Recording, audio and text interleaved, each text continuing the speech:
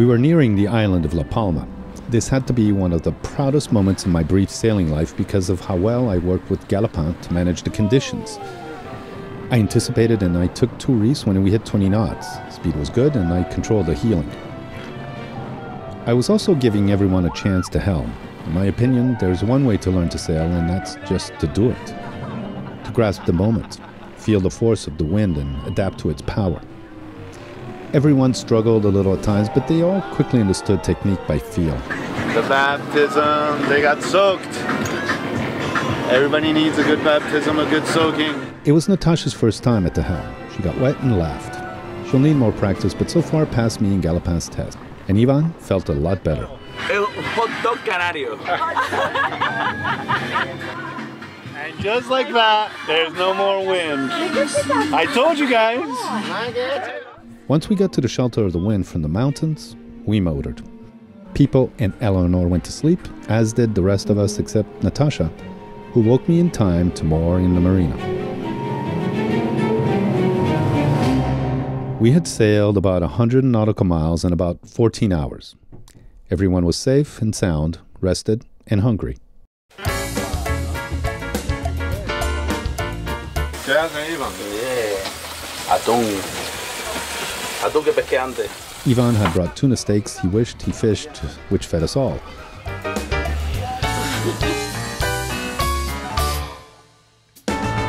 And in the morning, Pipo, Eleanor, and Ivan got ready to go and hike in the national park.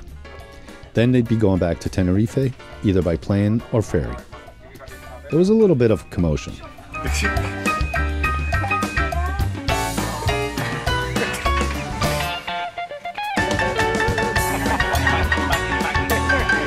Nada, oye, muchas gracias por todo. Thank you so much for everything. Thank you, Galopino.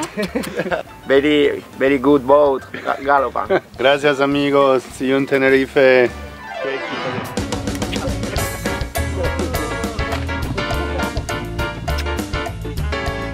We said goodbye, but we all know we are really saying see you soon. La próxima Dakar juntos. Sí, sí. Big regret for you pervert YouTube fans out there. I missed Eleanor cleaning up the boat in her underwear. You'll have to imagine that.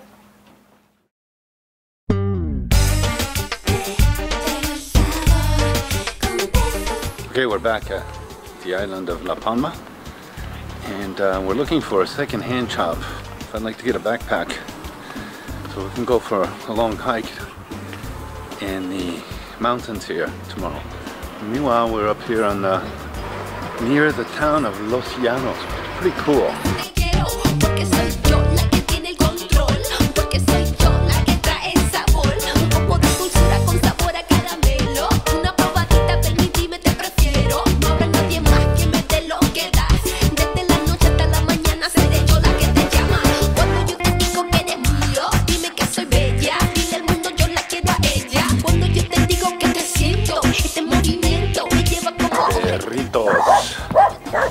That also means hot dog in Spanish, a perrito.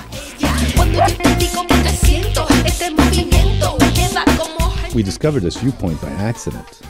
From here, we got a good look at the town of Los Llanos de Aridan, and also heard music playing down below, and we were naturally drawn to it. It's the World Cup, and Colombia unfortunately just lost to Japan, but doesn't seem to bother them. Colombia's football team had lost the first match, and I did not keep the fans from celebrating. We got a taste for drinking mojitos. Many mojitos.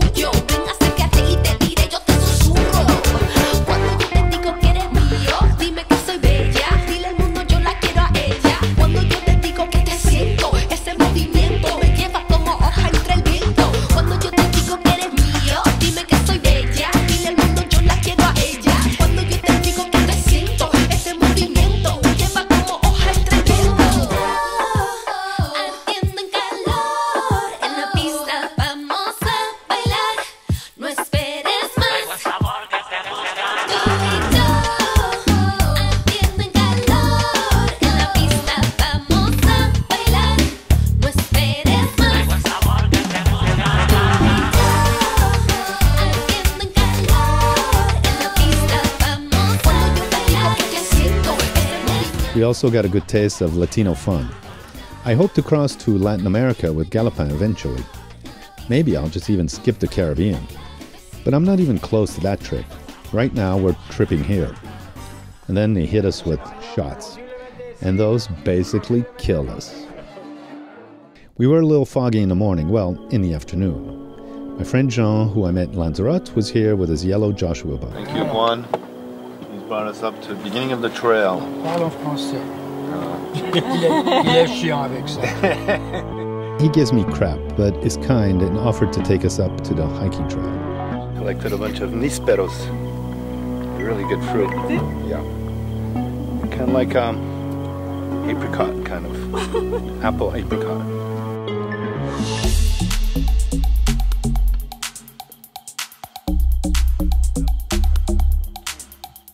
Our goal was to reach the crest of the volcano and follow it to the island's highest point.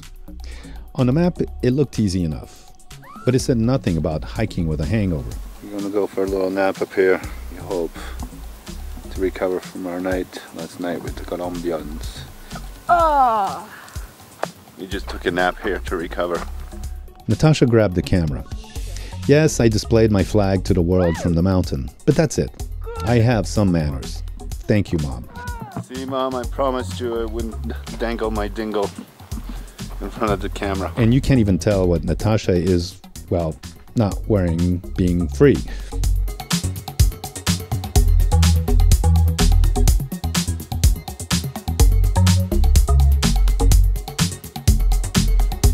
Most extraordinary. What is but?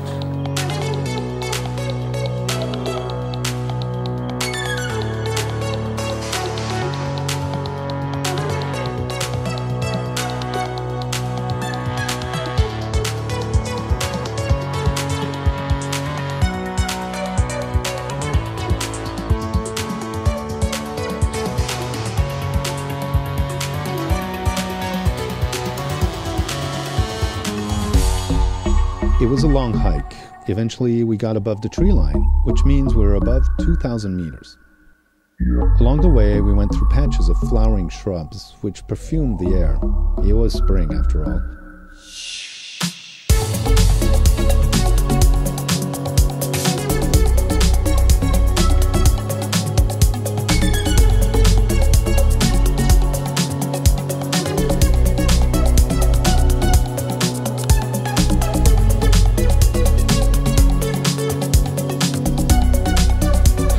Almost at the observatory. Absolutely extraordinary. What a hike. How beautiful. This is so cool. Amazing.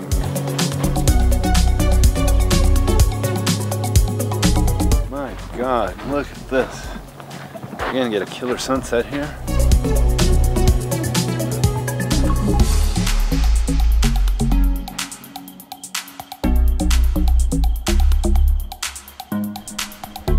After about 7 hours of hiking, we finally made it.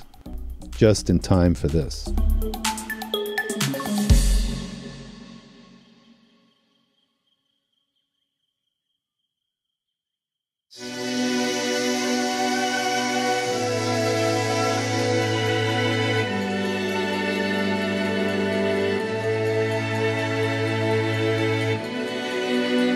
This was our campground last night.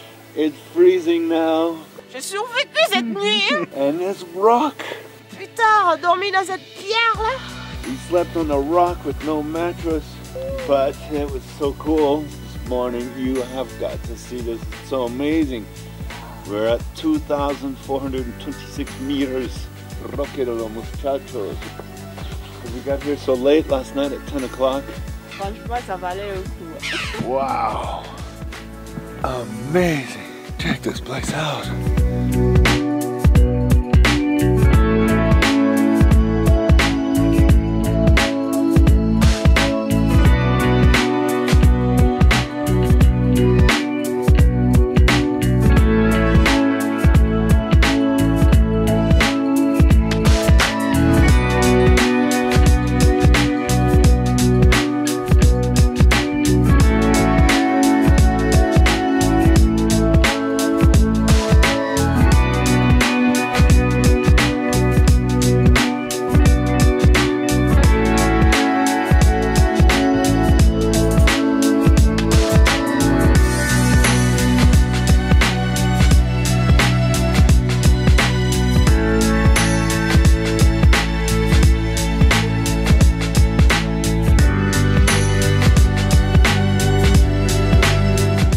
We had no choice but to camp here.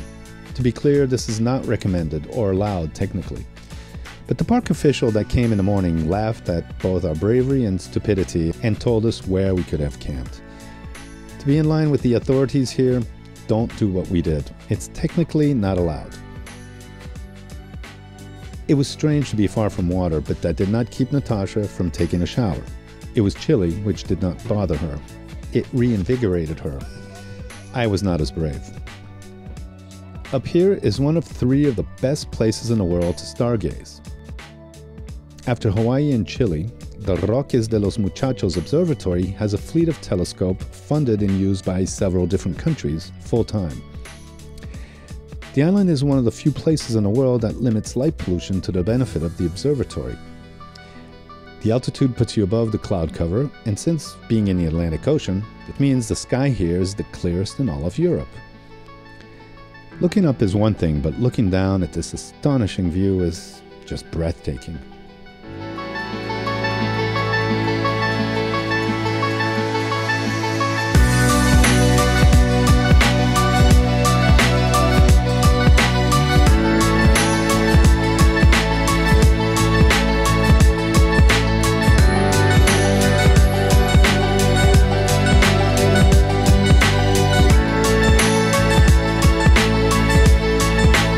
We had left our backpacks with the park ranger and walked along the trail on the crater's ridge.